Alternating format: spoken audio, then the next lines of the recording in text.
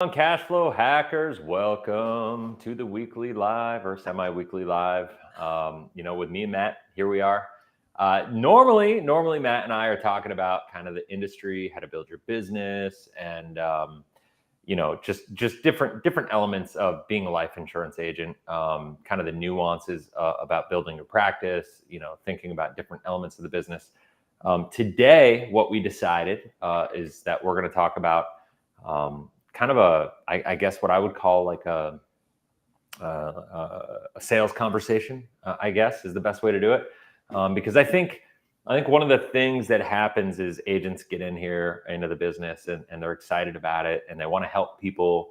I know this happens a lot at like World Financial Group and PHP. They get given this pitch deck, like basically on how you're supposed to educate people. And it's all about financial education, right? Like that's, and the financial education is great in a lot of ways. Let's say 85 to 90% like on point. And then, from the problem, they're really good at like stoking the flames of discontent and like identifying the problem and getting people to like emotionally connect with that problem. And then, the solution is just all wrong, in my opinion, with IUL, and like mathematically, we've got a lot of things to prove that. But I do believe that one of the reasons that people struggle so much with their money is because there's a massive lack of financial efficiency in this world. And I remember when I first started in this business, not when I first started in the business, when I first shifted away from IUL to whole life. So when I started in the whole life business, it was a big shift for me because I started realizing like, wow, I can stop trying to sell on all these pipe dreams, and I could just start being a financial efficiency coach. And I could start people down a process that would put them completely in control of the results of their financial life. And how empowering is that? You know what I mean? To really think, that this is an opportunity. Like to me, that's just amazing. And somebody on LinkedIn just said, "Hey guys, first time listener, I believe. I got a notification on my phone. Awesome to have you here. I see you on LinkedIn. If you want to, if you're on LinkedIn and you are, looking for a better, more dynamic experience, go check us out on YouTube as well. At Life 180 on YouTube is where we're streaming it right now.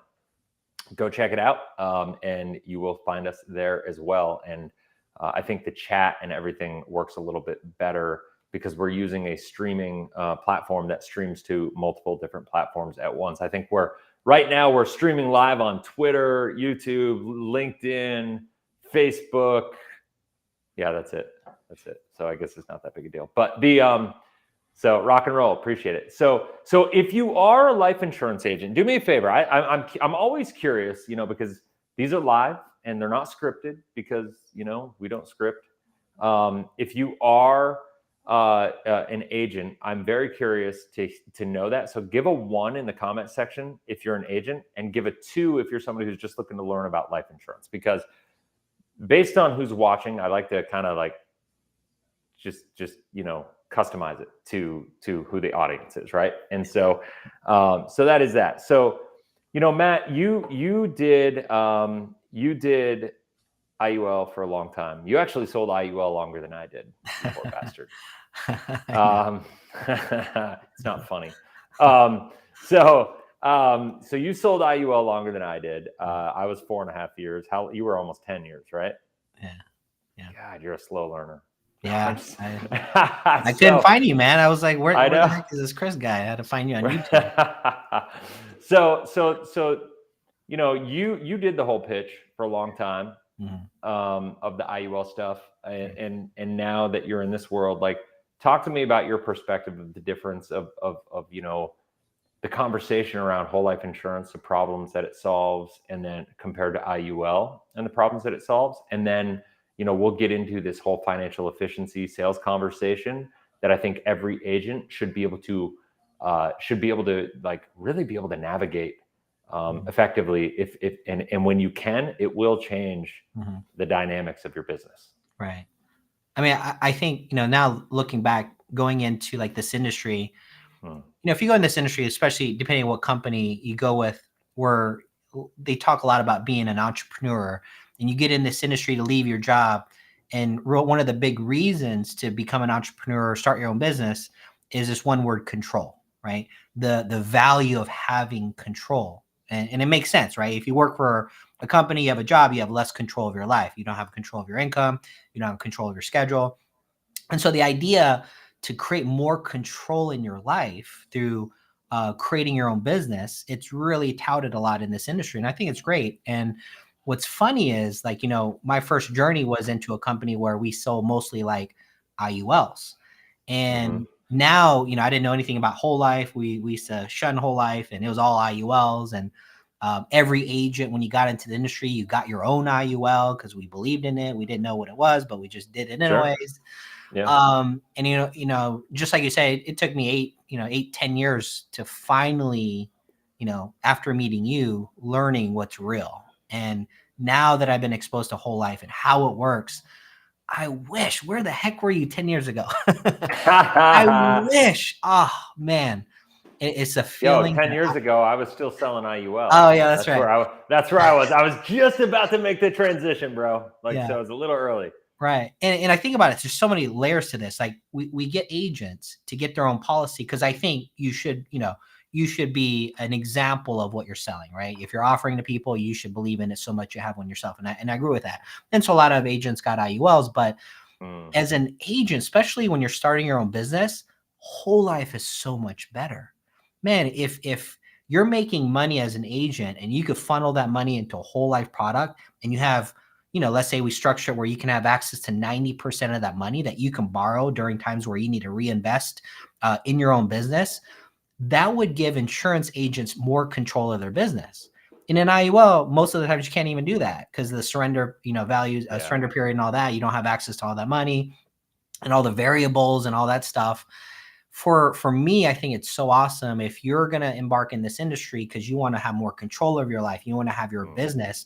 What better way to also have a whole life policy where it also gives you more control financially? Everything that you see value in, you double dip: control of your life, control of your finances. And I think it's one of the things that people don't think about in an IUL. There's so much things you don't control. And I just never were taught that. I was just taught like all the bells and whistles that are even overinflated that are not really bells and whistles. And so now, I'm so grateful I met you. And now, like, my whole vision has changed. And now I'm on this rampage and this whole, just this fire lit underneath me to want to go out and re-educate agents and re-educate people that have been steered the wrong way, that don't even know, that are, you can't blame them. They're ignorant, right? Just like I was ignorant for 8 years. I woke up and you enlightened me. I want to be able to, same thing you did for me, I want to give to other agents and help them see and go through my journey so they don't make the same mistakes. But man, what I learned about whole life, it's one of the things where I know exactly what it is. I know exactly what clients are going to get. And I don't have to worry about 10 years from now, a client calling me and saying, you said this, and this is not what it's like. And in the back of my head with IULs, that's what I always felt like, even though here, this is what agents don't understand. Agents will argue, well, I told you up in front, I gave you the disclaimers. I told you it's not guaranteed. I told you things can happen. Clients, let me tell you guys something, 10, 15 years from now, they don't care. Yeah. They don't care what you said. That's true. They don't remember. And it doesn't really matter, right? Not only that, is like, think about it this way, is like one of my favorite quotes, and anybody who watches me knows I love like one-line quotes, is like, just because you can doesn't mean you should. Right. And the challenge with IUL is that it's touted as having this massive amount of flexibility. The problem is that massive amount of flexibility gets almost everybody into trouble, right? Because they don't realize that flexibility comes at a significant cost, right? And when you utilize and take advantage of the flexibility, it typically causes problems in the policy. So what that does then is it gets people to stretch and maybe get a policy or get too much or commit to too much than they should, and then they got to scale it back. And when they scale it back, it creates extra charges and fees and inefficiencies and all these things in the policy. The wheels start coming off, and then it doesn't perform the way that they thought it would. And then when you look at the surrender charges early in the policy, and then they go to use it and they're like, what the hell? Like, this isn't what I thought I bought. And it's like, well, no, it's exactly what you bought. You just didn't understand it. I'm a believer you should never put your money into anything you don't understand. And that's the problem with IULs. It's a highly complicated product sold as a very simplistic and safe solution to financial problems. And the challenge is I guess my biggest challenge with it is like, it's sold as like a rich man's Roth or like an alternative to a 401k. And the problem is like, they'll sit there and they'll preach about taxes and the government controlling your money and all these different things. So you should move your money from a 401k into an IUL. When you put your money into an IUL, you don't really have control of that money. The life insurance controls all of the moving parts inside of that policy. So you basically just shifted the control from the government to the insurance company. And oh boy, someone's asking me about my tattoo. So guys, check it out. You guys, I just got my first tattoo. Ready? We're doing it. It's all wrapped up still, but it's pretty big. But I'm getting a lot more. So all right, this isn't what this video is about, but I feel like I'm gonna go here today. So somebody just asked, so I gotta say it. So this is a big elephant, guys. So check it out. The tattoo is basically I went and I did an ayahuasca retreat in Colombia in the Amazon, and when I was on that, when I was in the ceremony, on my final ceremony, I had this experience where I realized I had some self-limiting beliefs. And I think this is going to be important for everybody, actually. So like, this isn't really relevant. It isn't really relevant to, the title, but I think if I got agents on here, I think it's going to be absolutely relevant, or I think anybody could take this in life, because I think we all deal with our own self-limiting beliefs in some way, shape, or form, right? Like everybody has it. Yeah. And I've just like, listen, I just kind of put myself out there. I'm willing to be vulnerable and real and raw with you guys. So here we go. So I realized in here, and if you don't know what ayahuasca is, it's the most intense experience you could ever imagine. It busts through any boundary, any wall that you've put up, and it helps you get right to your subconscious and think about things in a way that you probably didn't even realize. Like all the things that you feel and that you're burying and suppressing and just plowing your way through and white knuckling through life and just dealing with and thinking that it's not a big deal and you got it controlled and all this stuff, it's going to bring it out. It's going to make you think about it and all that stuff. One of the frustrations that I've had with myself is that I feel like I should be further ahead than I am, right? Because I do the work. I know more about this stuff than anybody. It's like DMT. Yeah, well, DMT is in ayahuasca. Yeah, so there is, yeah, it's there. So I had this belief that I should be further ahead than I am. And listen, I'm doing well. We're good, but like, I'm not where I believe I should be, even as well as I'm doing. And no matter what, we're all, and I think we should all be striving to make a bigger impact, if not for ourselves, for the impact and the ability to pay it forward and add value to the people in our communities, right? And so like, that's just been my big thing, is like, I have a couple things that happen with me. Is I have a huge significance drive, because I feel like I want to have, like, I learned that from Tony Robbins, that I have a really large significance drive, that I want to leave a massive impact and leave a massive legacy. That's just a huge thing to me. But I also have a huge heart and a value drive. Like I cannot do something unless I know it's adding value to people. And if it's a self-serving thing, like my body has this thing, like subconscious has this way of just shutting me down. And so I won't do it. And so when you hear me talk a lot about this stuff about agents and like you needing to believe so much in what you do that you believe you're doing a disservice to other people, right, by not sharing it with them, I'm not just preaching to the choir. This is all crap that I've gone through personally. You know what I mean? Like, this is all stuff these are the self-limiting stuff that I've had to deal with, that I've had to overcome, that I'm just trying to, I love Goggins. He's awesome. These are all the things that I had to personally deal with. You know what I mean? And so that's why I talk about them so much, not because I'm like preaching at you. I'm just sharing my stories, really. It's just in a different way, And so like what happened with me is I'm on this ayahuasca journey, and I'm in it. Like I'm in another world. And, like literally I did 5 ceremonies in this 1 week. One day I had like a conversation with Jesus for like 4 hours. It was amazing. Like that's a whole different story that we're not getting into today. But this day, I started getting this thing, and it started hitting me where I was like, everybody I was thinking about, think about like Grant Cardone. I'm just going to use him. I'm going to pick on Grant Cardone, not because I have a personal vendetta against Grant Cardone, but I'm going to use him as the example because I think he's the easiest, most, he's the biggest pillar in the industry. Yeah, it was lit, Jessica. That is for sure.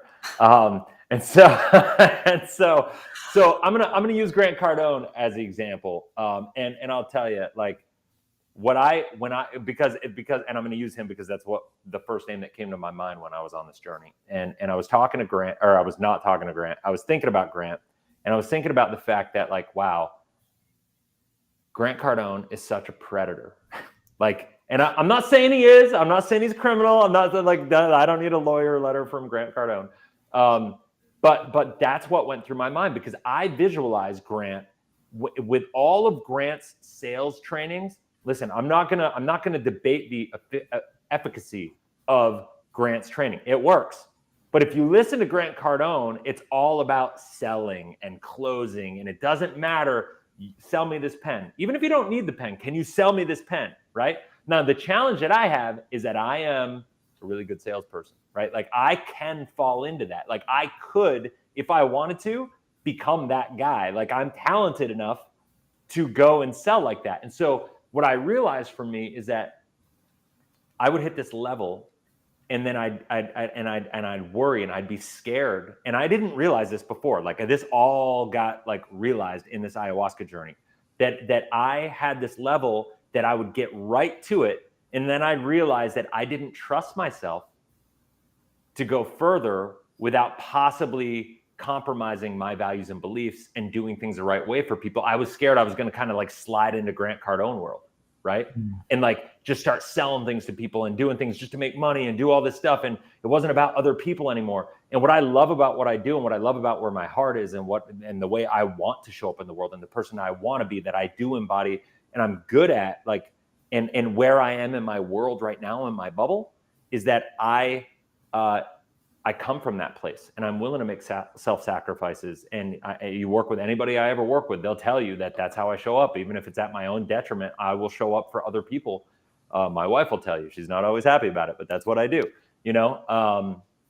And so the world altering shift for me, and now I'm getting to the tattoo, was I had this, like, literally, it was an audible voice, and it said, Chris, you're not a predator. You're not a lion. You're not a tiger. You're not a leopard. You're not a panther. You're like, you need to list it off all these predator, hyena, like all these predators that like exist in the jungle. And because that's in my mind, that's what I visualize. Like, if you think about like what these big cats and these predators do, they eat what they kill, right? Like, and they go and they kill it, and they make their sale, and they do their thing, and they get their food, and and it's all about like conquering, right? It's like, if you think about like a pride of lions, that's what they do. And so I had that audible, voice that I literally heard, and it was really crazy. And then it was like, you're an elephant. You're not a predator. You're an elephant. And elephants are the creators of the jungle. Elephants, take care of their own. They move methodically through the world. They take care of their own. They are consistent. They are predictable. They have no natural predators. Nobody can kill them. Nobody can attack them, because they exist in truth, and like all these things. I had all sorts of stuff that goes with it. And so I then was like, I got really excited, on my journey here. And I was like, I'm an elephant. Like, oh my gosh. And I said some other things too, but like, and I got like super jacked up. And from that point in time, that was back in May when we were in Colombia. And actually that was June. That was our one in June, because we've done 2 of these trips this year alone. And that was in June. And from that point in time, I've been obsessed with elephants. And so I've got, and I never, anybody that knows me, I have never thought about getting a tattoo. Like, the idea of getting a tattoo to me was like, I don't even know how to describe it. It's like the most far-fetched concept. I never could think about anything I would want on my body for the rest of my life. But now I'm a big believer. You know how people say you need to write out your affirmations on the mirror, like when you're in your bathroom or whatever? This tattoo is a reminder for me that I'm an elephant, and This is my affirmation going on. I don't need to be a predator. I could be an elephant. I can lead like an elephant. I can, we can move through the world. It doesn't need to be chaotic and hunting and like trying to make the kill to pay the bills and do all this stuff. We just are going to go from place to place. We're going to move methodically. We're going to do it the right way. We're going to have the right energy. We're going to take care of our own. We're going to, do all this stuff. And I think as agents, like that's where we need to be. We have a responsibility because of the information that we have, the tools that we have access to, the information that you have access to, the ability that you have to impact other people's lives. You can't go about selling this stuff the way that like Grant Cardone and people like that would sell other things, right? Like, and here's the deal. That's how IUL is sold. Grant Cardone would be an amazing IUL sales agent, right? Like he would be phenomenal. But like, so Grant, if you're ever looking for a second side hustle, like go get your IUL license. That's awesome, Oscar. So like, I'm excited. Yeah. And so like, yeah, I just went up and I found an artist. I scoured the globe because I was like, if I'm putting something on my body, I'm going to get the best of the best to do it. And so I went and I found this guy that does realism elephant tattoos. You can see the whole process. I did a reel on it on Instagram. You can go find me at real Chris Kirkpatrick on Instagram, and everything on my tattoo is there. But, but I think like that's the biggest thing, right? And like, so our job as agents is to help people solve problems, right? Like, and you can't solve problems unless you're really good at asking questions, identifying, kind of what people want, doing the whole Stephen Covey idea. Like Stephen Covey has written two of the best books that I think have ever been written in the self-development kind of like, I wouldn't even call them sales books, but I would say they kind of two of the most important books for sales people, right? And one is, the 7 Habits of Highly Effective People, where he's talking about, like starting with the end in mind. And like when you understand this concept and you understand that these principles relate to everybody, now that impacts your conversation with everybody. And then the other one is the speed of trust, right? John Maxwell's written some really good stuff on this too. But like it's our job is to really get to know people, get to understand where they're going, what they want out of their life, and then reverse engineer a plan to help them get there. I just believe that, most people in this country are struggling. They're struggling with money. They don't have the cash flow. It's really good. Like, listen, we get some really massive policies. We've built some really great relationships, because of the content we do and the education we do. We've got a lot of high level people that come to us and say, hey, I want to give you $500,000 front load with $150,000 a year premium. And like, those are awesome. Like, I'm not going to lie. I love them. I love helping people at that level because, you're doing really significant things. But I also love helping people that are just trying to figure it out, that are struggling month to month, that want to break through. And I believe like if you focus on the right principles, then principles are absolute. It doesn't matter if you're making $1 million a year, if you're making $30,000 a year, the principles are absolute. How you operate and navigate your life is going to be, and your money is going to dictate, where you go with it in the future. And so, I don't know. I want you to talk for a minute. What are your thoughts on all that? No, I'm with you, man. I think I'm, just going from IUL to now helping people with whole life, man, I just want to share that experience with everyone. And I think, we talked about how to build predictable wealth. Whole life is definitely one of the best vehicles to be able to do it. I mean, yeah, no, there's no doubt. So why don't we do this? I'm going to share. You can still talk, but what I'm going to do is I'm going to share my screen. I want to talk about this. Why this is so important for a minute. Okay. Let's do it. Pull my monitor closer to me here so I don't have to walk so far. And I will do this, and then I should have done this ahead of time, but I didn't. So here we go. All right. So let's talk about the importance of financial efficiency. Okay. And what does financial efficiency mean, right? Because I mean, it's a really cool catchphrase, right? But what does it mean to be financially efficient? Well, if you think about it, and I would love actually in the chat, anybody that wants, actually before I write this out, let's do this. Before I write this out, I want to see what is anybody watching think, how would you write out what is financial efficiency? Let's see if I get a couple bold people that want to write what they believe financial efficiency is, right? And I'll give it a couple seconds here, and maybe it'll come out while I'm actually working on it. But I want to see if anybody's willing to do this, because to me, this is what sets us apart, right? Like if you stop focusing on trying to get big rates of return, right? Like I say it in a lot of videos, the greatest lie in personal finance is the younger you are, the more risk you can take. Well, the younger you are, the less risk you have to take, right? Because you have time and compounding on your side. You have to take more risk when you get later in life and you're nowhere near where you need to be, and you start throwing Hail Marys, right? Like that's like that, it's like no different than a football game, right? So like when you are if you're watching the NFL on Sunday, any football fans, right? Like these guys, they have schemes and they run down the field or whatever. Well, when it gets to the end of a half and you're getting towards the end or the end of the game and you're down and you're not where you need to be and you're not winning the game, you got to start throwing bombs, into a much more highly leveraged situation where maybe you pick up 50, 55 yards at a time and you might score a touchdown, but most of the time it's either going to get intercepted, it's going to get batted down, like some of that nature, right? Like, so,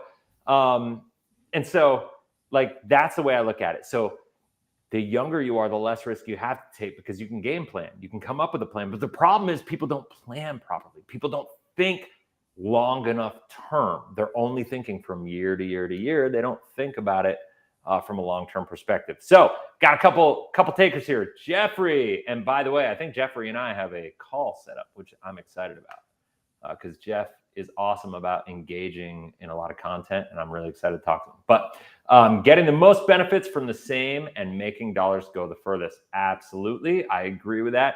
Somebody else, Alan, on LinkedIn said, make the most of their money, not just the yikes, but take taxes into account. What's the yikes? I don't know if that was a typo or, but that's, I think taking taxes into account is absolutely pivotal, right? Like, because we have to think about the tax environment that we live in, especially in this country. Renee Dominguez said, a steady way to grow your money, risk management at its highest level. So yes, I think 100% that is part of efficiency for sure. Manuel Lopez, financial efficiency is the understanding of the monetary value and how to properly invest in your life. Amazing. Yes. So all of this, I love it. So I love hearing people's perspectives. And listen, there's no one right or wrong answer, and asking anybody to give like a one little snapshot definition is just unrealistic at the end of the day. And so, but all those answers are fantastic. What I want to do now though, is I'm going to get here and I want to talk about like an idea, a concept, just like to think about. So there's a couple things. Like there's different elements of financial efficiency, right? Like we all have bills, like think insurance, things that are like variable. I'm going to just focus on like insurance as an example. We have expenses like lifestyle that we have. So we can look at financial efficiency in all these different little subcategories differently, right?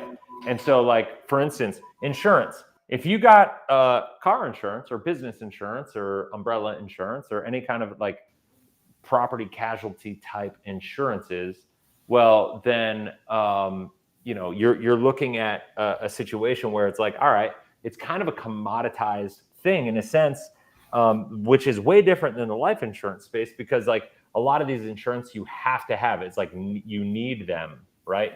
You're like legally obligated. If you have an auto loan, for instance, you have to have insurance on it. And so they're going to force you to do that. And so it's like, now the question is, how much money are you spending on it? And how are you managing your deductibles? And how is the rest of your personal financial situation set up for you to make sure that you're paying for these efficiently? Like, so for instance, with insurance, what if you're paying $2,400 per year for auto insurance, but because you could restructure it, maybe go with a different company and have all the same benefits, but maybe pay $1,400 per year? Well, that's $800 more of financial efficiency just handling that one area. Expenses. A lot of people, let's face it, I like to go out to dinner. My wife likes to go out to dinner even more. So we go out to dinner a lot, right? And so like when we do that, the funny thing is we don't necessarily need to, but my wife and I think are still kind of stuck in our college days. We are bargain shoppers and we love to go and find deals. And so we kind of have a rule. We go out to dinner a lot, but we also will not go out to dinner to a place that we can't get a coupon, or we can't like go to one of those apps like getupside.com or, you know, restaurants.com, and you get coupons and you can do like, we go to these places all the time. I've got one of my favorite places that Matt and I are going to be taking some of our agents to on Saturday. And it's called Nando's. It's a great Mexican restaurant. Free pitch for them. If anybody lives in Arizona, go check them out. They're phenomenal. And so, you know, like what we do is we always go to we love Nando's, but you go to restaurant.com, Nando's has got a 50% off gift certificate all the time, right? Like, and what happens is like, I go pay on restaurant.com. I know I'm going to go to Nando's anyway, right? Like, let's be fair. And I look around and I feel bad for all like the 100 people sitting in Nando's, and I know they're paying full retail value and I'm getting it for like 40% off. You know what I mean? Because I'm just intentional. Like, remember, Life 180 is living intentionally for excellence. That's the LIFE, right? So like everything we do. So like if I'm spending, and I probably shouldn't admit this, but I spend probably, you know, $1,500 a month on food, right? Like going out to eat and doing all this stuff, right? But if I don't do what I do, I would probably spend $3,000, maybe $2,500 per month, right? So for me, that's like $1,000 a month of more efficiency. Now it's a lifestyle expense, right? Like I could reduce that more if I needed to and just go shopping more and make food at home and all that stuff. But at the end of the day, if I value this part of my lifestyle, and that's where my wife and I find it important, you know, then there are ways to do it by utilizing those types of service. Now, there are some people that are going to say, all right, I spend $1,500 a month on going out on food, and they probably don't have the cash flow and they shouldn't be doing it. So, you know, maybe you want to look at that and reevaluate and maybe cut that number down to $750 per month or something like that. And then save the difference. You know, that $750 savings can be, can be financial efficiency. And what's interesting about this, just like look at these two examples, right? And that's $750 a month, and you add that $750 a month. And by the way, people do this all the time. I see it all the time.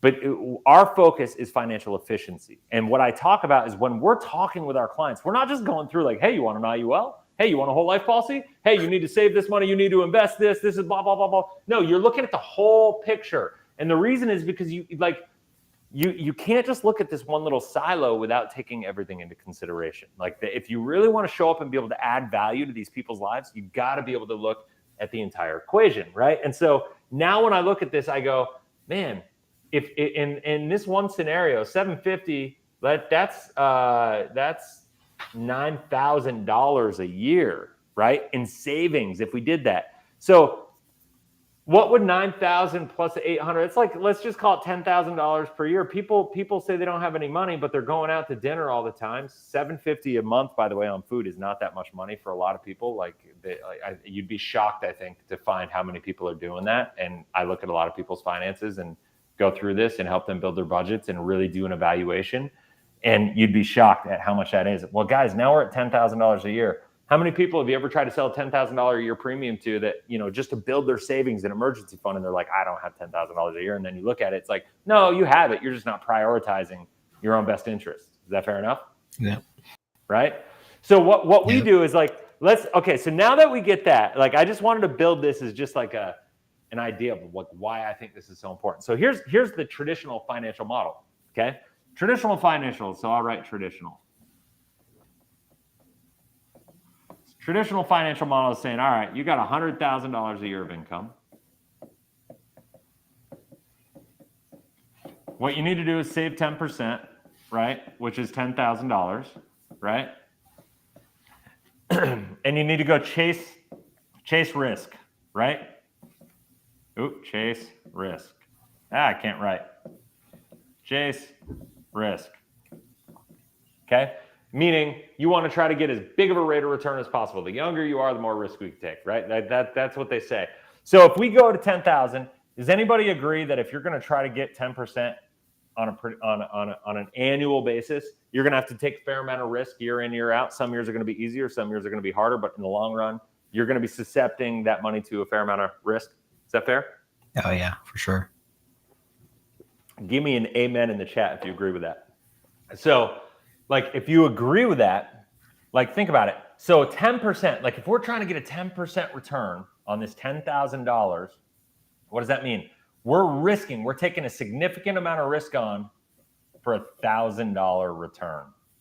Okay? Does that make sense? Yep. Pretty simple math? Pretty simple math. All right. So here's the idea. This is financial efficiency. I'm not saying you don't need to invest this $10,000 and that maybe if you can get that 10%, cool. I'm not telling you to stop doing that. I'm not saying do it either, but like I'm saying this is going to be a completely separate conversation because I don't believe in pushing ropes. I don't believe in trying to convince people of anything. I believe in just trying to figure out what people want and helping them get where they want to be on a more predictable, consistent basis, hence the title of this. And if people, the title of this is the one thing everybody needs to fix with their money, this is that one thing right here. Focus not on the 10,000 and getting the biggest return possible. We have $90,000 left here, guys. Focus on the 90,000 because why? If I were to ask you and say, hey, Matt, I'm going to call you out personally. Sounds good. Matt, do you have 1% of inefficiency in your personal finances? Oh yeah, probably more than 1%. Heck yes, you do. I know I do. Yeah. I know I do.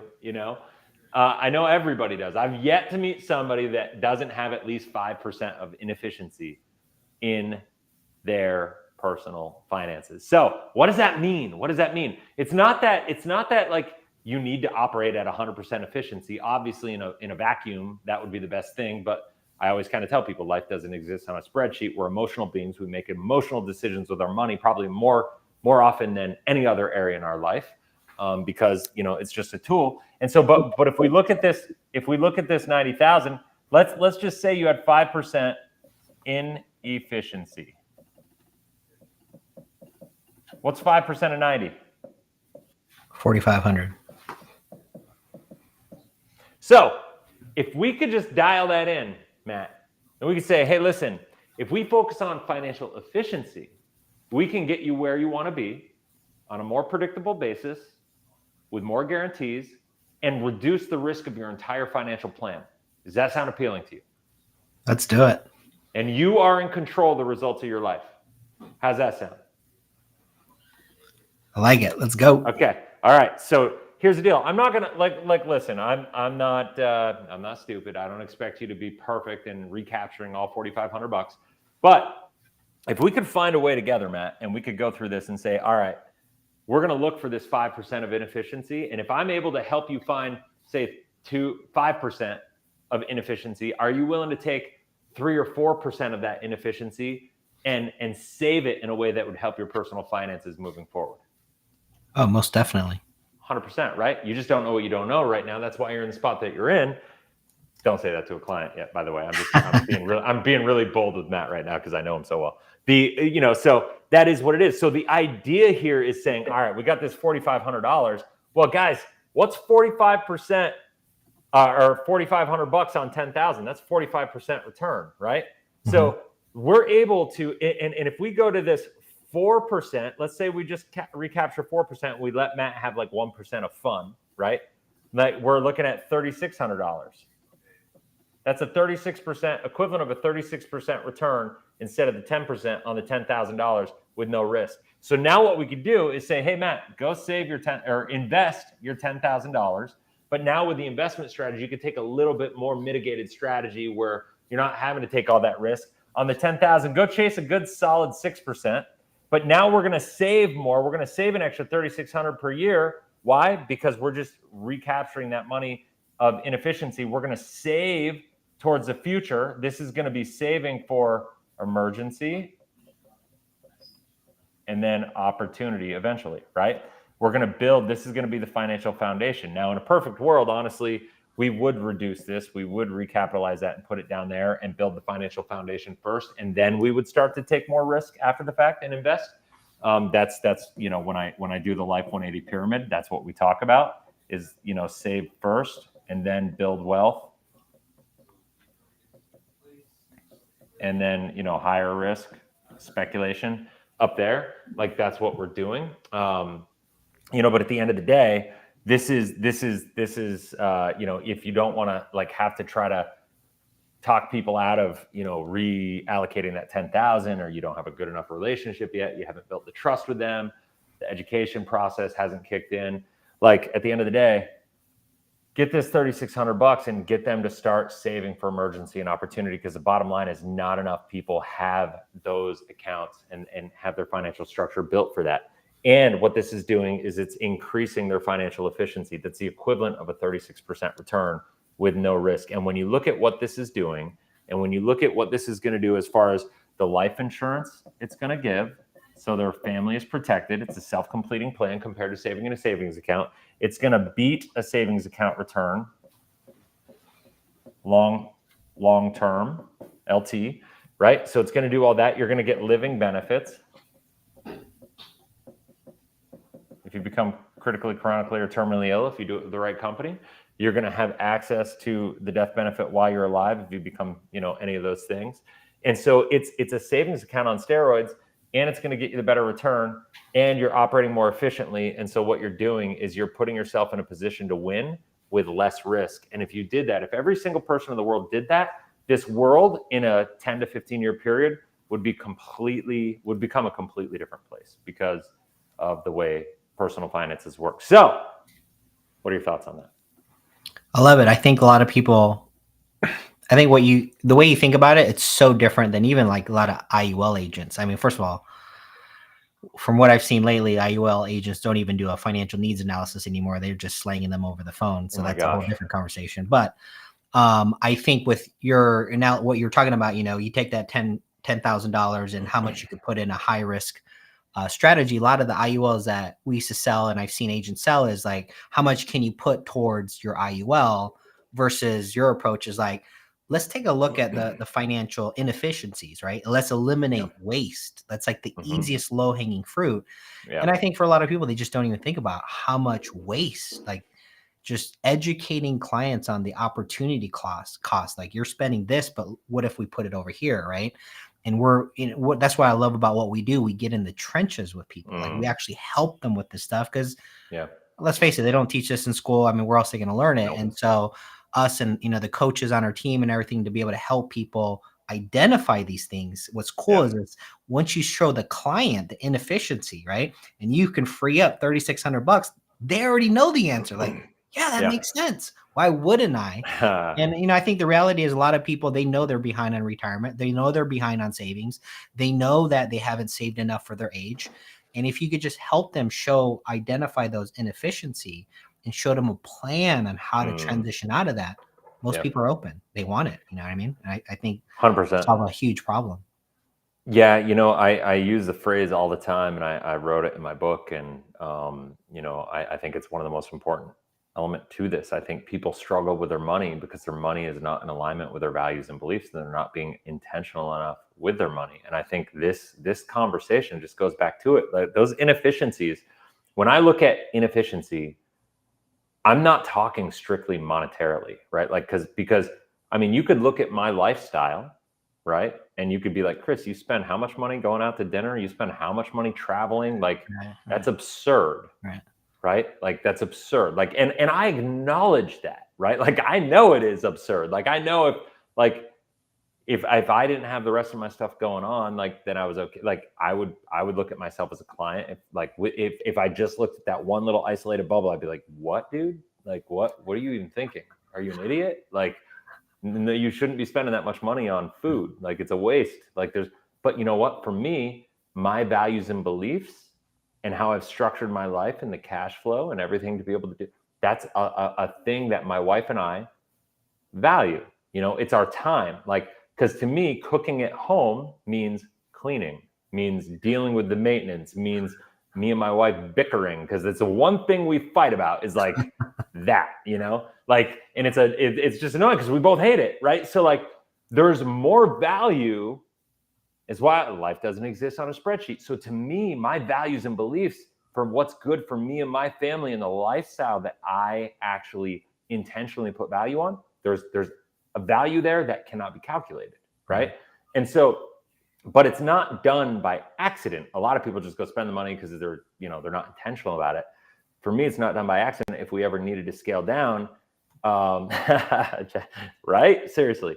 I think anybody that's married and has been married for, almost 20 years can definitely resonate with what I'm saying right now. So like, it's, it's one of those things. And so when I look at like financial efficiency, it's getting your money in alignment with your values and beliefs. And what I think when we look at the, this 90% and looking at these financial efficiencies, it's not that it's inefficient because like, hey, that $4,500 is being wasted.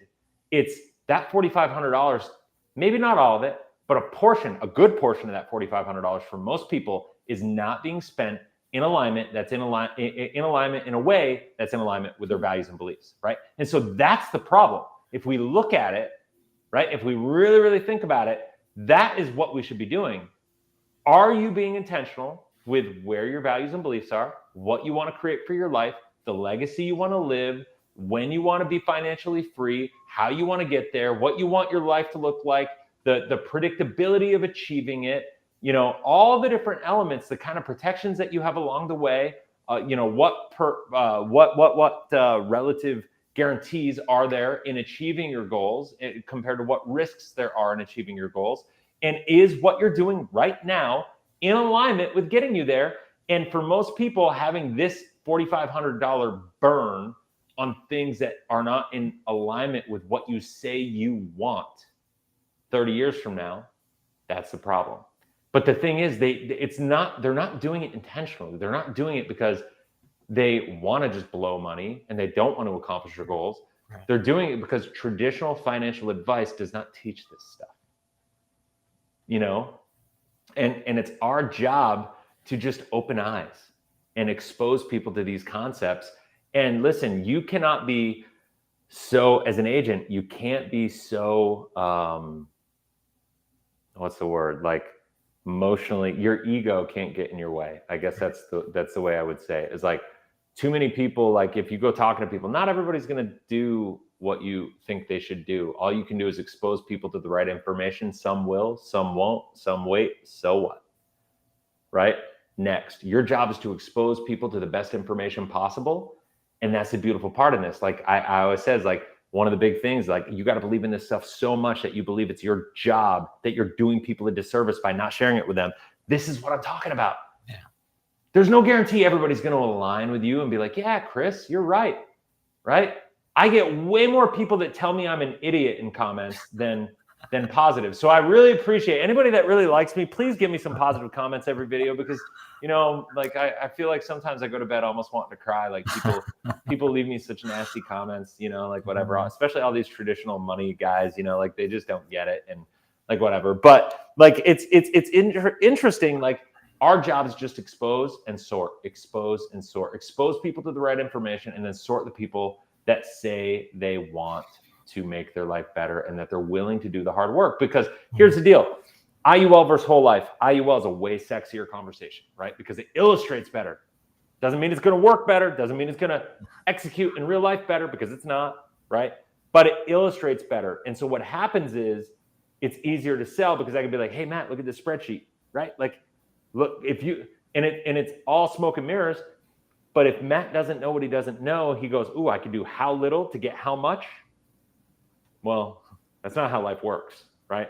Give me an area in life where you can put in less effort and get a bigger return with less risk, right? Like it doesn't exist. Yet somehow the IUL world has figured it out. No, they haven't. Like, it's something to think about, right? And so our job, you have to be, if your job as a life insurance agent doing it the right way is to coach people to act in their own best interest and to align their money with their values and beliefs, and to be to influence them, right? To educate them and influence them in a way that, and that's where sales comes in, right? The influence. People are obsessed with my new tattoo today. Yes, check it out. It's cool, huh? I talked about it earlier. You can watch it earlier, but yeah, man, it's pretty cool. I'm excited about it at least. And I got a lot more coming. I got my family, my kids, I got a little elephant for my son going on the inside right here. And I've got my wife and 2 daughters I'm going to put down here after this heals. And then I've got a whole jungle scene because we're moving to the jungle in Dominican and all this stuff. We're going to be spending a lot of time there on the inside. So I'm going to have a whole half sleeve. That's my goal by the end of the year at least. So y'all will see it. Just make sure you subscribe so you can see my tattoo evolution. I'm really fired up today. I think it's because we got the challenge going on. So yeah, man. Like I just like, if you're not just like freaking pumped up about doing this business, get out. Seriously, just if you're not just jacked about the ability you have to positively and dramatically positively impact the lives of others in what we're doing, like you're just in the wrong space, you know? Wrong space. You're just like, go sell solar, you know, like you could make a lot more money, a lot easier. And I'm not saying that to be critical to people. I'm saying that for you, you know, like this business is hard. Like as passionate as I am, as much as I know, as talented as I believe I am, it was hard for me, you know, to get started. So I totally empathize with people. It's not super hard. It's very simple. It's just not easy, right? Like if you're willing to do the right things, like you will get through it. You know what I mean? Like this stuff, you know, it's very simple. Like, but you got to be willing to do the hard things, and you got to be willing to get out of your own way and let your ego kind of deflate so you can put yourself out there for rejection. That's really what it comes down to. Because when you make no mistake about it, it takes a training, and it takes like a subconscious training for yourself as you put this out there and you're talking to people about this and be like, hey, look at this $4,500. You got this inefficiency, Matt. And Matt goes, dude, I don't care. Leave me alone. Like Matt, remember, Matt, like a lot of people would look at that and be like, oh, Matt thinks I'm wrong. And so I must, you know, my ego is now hurt. And now what does Matt think about me and all these things? It's like, no, I know Matt. Like if Matt doesn't see this, I just believe that's Matt's problem, right? Like I tried to help Matt. I feel bad for Matt because he doesn't see what I see. Yeah, because I believe in it so much, right? Like when I talk with a client and let's say they said that, they're like, I don't care. I just say, hey, look, there must be a miscommunication. Because if you saw what I saw, like you would do it. And that's my mentality. It's not that you didn't believe in it. There's a miscommunication somewhere, and I need to clarify it for you. Totally. And because I mean, it's just ignorance, right? Like if you just knew what I knew, we'd be on the same page. Yeah, no doubt. So here's the deal. We have a couple minutes left. I want to spend the next couple minutes, and I didn't know I was going to do this, but like I'm doing it. I'm probably going to make Clark mad for doing this because I'm going to create more work for him. But it's just what I do. So guys, we have this thing going called the Life 180 Challenge. And we started it on Tuesday. It's going from now until the end of the year, every Tuesday and every Thursday at 7 p.m. Eastern time, 4 p.m. Pacific time. We are doing this challenge. It's going to be live twice a week from now to the end of the year. And it's basically my promise to everybody in the challenge is that you will make 6 figures in 2024 if you just come into the challenge and you execute on the challenge. The challenge is after you buy the planner that goes with it, because we are utilizing this and you will be in here super dedicated in the planner, executing, doing day in, day out. We have a private group in the new Life 180 app that we're developing. You get access to customized training and support and all this stuff. And it's going to walk you through how to build your business and actually build your business as a life insurance agent, but build it in a way that you're like an entrepreneur, right? Build it in a way that's going to help you get to 6 figures predictably and actually build a foundation for a business. And if you do it, like I said, it's going to push you. It's going to push your comfort zone. You're going to have to show up differently. You're going to have to stretch yourself.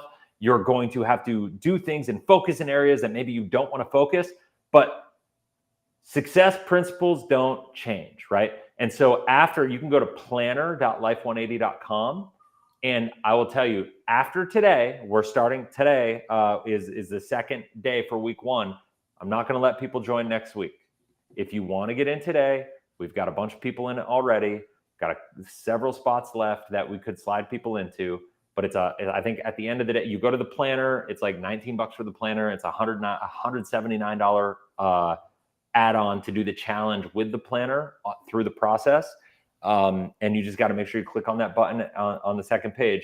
That will get you into the challenge. You'll get access to it today at 4 o'clock. You are 4 o'clock Pacific, 7 o'clock Eastern, and you could join and you'll have access to it. And then from here through the rest of the year, I mean, honestly, like it'll be the best investment anybody makes in the space, for your business. I cannot think of anything else you could possibly do that would be better than what this challenge is going to do for people. And Matt and I are going to be in there. I've got guest speakers, some of the people you've seen me with Garrett. I'm going to have Garrett speak 1 week.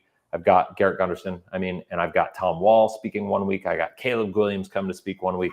We've got all these different topics and all these different areas and ways that people need to focus on building your business to actually learn how to have better sales conversations, learn the product education you need, learn how to build the right marketing systems and appointment generation systems, and learn how to communicate and sell on social media and actually show up and add value. Basically, it's everything that I've done to build Life 180 compressed and made simplified for you to be able to duplicate what I've done. That's really what it comes down to. And if you think me doing what I've done and getting where I've gotten has been easy, I got another thing to tell you, because it has been one of the hardest things I've ever done in my life, but it's been probably the most worth it thing aside from marrying my wife, maybe, and dealing with my kids, that I've ever done. So anyway, anybody's interested, I will type it in here, planner.life180.com. Go there, check it out. I know we got a lot of people in there, but I'm really excited. Anybody else wants to join, today is the last day. Anybody will be able to get in. After that, you're going to have to wait till next year. We're going to try to do this in the first quarter of next year as well. So if now's not the right time, just kind of hold tight and join at another time. I think it's going to be a little more expensive next time because this time, we're going through it. It's our first time. I wanted to make it like total no-brainer on the price, just to get people in. And if you're not willing to invest in your business $200 to create 100,000, I don't know what to say, but that is what it is. So all right, Matt, what have we? I mean, I think we hit the topic. We hit we covered it. Took us a while to get there. A little distracted by the elephant tattoo. We're good. But anything else we got to cover today? No, that's it, man. I think we hit the point, and I think if people watch the video, they'll have a clear understanding of how we can impact people. And I think you said earlier, if you don't get that excited feeling, just quit the industry. Before you do, talk with me, please. Give me 5 minutes of your time, and let me kind of show you a different side of the industry. And from there, after our talk, if you feel like it's not for you, then you could quit the industry. But before you do, give me a chance to talk with you. Amen. So guys, you can go down to if you any agent that wants to potentially join Life 180, if you're looking to remain independent and have access to what I believe is the best training in the world as far as this business goes, and the community, and basically get the career type support with the independence that I think everybody should have in this business, go to agent.life180.com. If you go to agent.life180.com, I just put that in the comment thread on Facebook and YouTube. You can go there and you can set up an interview with Matt, and Matt will have a conversation with you, see if we're the right fit, kind of walk you through kind of what we have to offer. And that is that. I mean, no pressure, no harm, no foul either way. If it's the right fit and the value is there, it makes sense. And if not, I always kind of tell people I'm happy to help. It's one of the reasons I opened the challenge. I created the challenge initially because it was really designed just to help the Life 180 agents on the team. I mean, we have over 200 agents on the team now, and it's like, we did it just to support them. But then I was like, that's kind of selfish just to support our people. We started charging the way we did for it because I was like, I really have a passion for serving this industry and helping.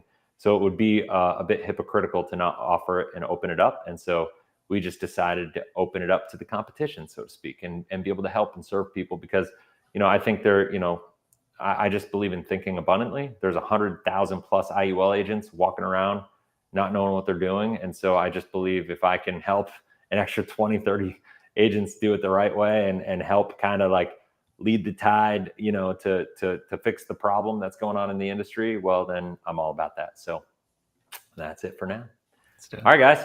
Any questions before we go? I'm going to give it like 60 seconds for people to leave a comment if they have a specific topic that they want me to address or want us to address as we're talking here. I'm looking at my calendar. Yeah, I got a little time here. Jeff, we're talking like an hour and a half. That's going to be exciting. So that is that. I'll give it a couple seconds here. But Matt, dude, thanks for being here. It's always fun. Is it Thursday today? It is Thursday. It is Thursday. We usually do this Wednesday, but it's Thursday. Till next week, guys. I'm going to do my best to like schedule that ahead of time. I scheduled this one yesterday. But yeah, actually next week is going to be tough because I'm going up to Utah next week to Tax Hive. I'm doing some stuff with Tax Hive up there in Utah. And I'm also filming, guys. Get ready. If everybody liked my content, what I did with Garrett last month, Garrett Gunderson, I'm going up on October 25th and 26th to do another filming session with Garrett. And we're going to be doing a lot of really cool content. I've been talking to him. We got a lot of really cool stuff coming out. So it's going to be fun. Exciting. So, all right, guys, have a blessed, inspirational day. I mean it. That's awesome. Awesome, Jeffrey. That's amazing. I will. Good night. Jeffrey, I'll see you in an hour and a half. That'll be awesome. We're going to do a Zoom. It's going to be fun.